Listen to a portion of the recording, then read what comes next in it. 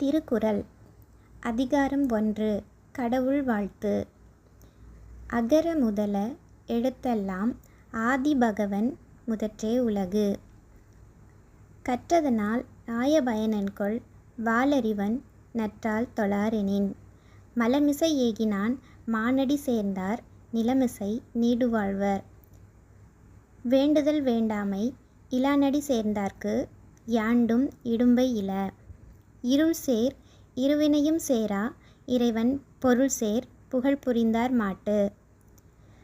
பொறிவாயில் ஐந்தவித்தான் பொய்தீர் ஒழுக்க நெறி நின்றார் நீடுவாழ்வர். தனக்குவமை இல்லாதான் தாழ் சேர்ந்தார் கல்லால் மனக்கவலை மாற்றல் அரிது.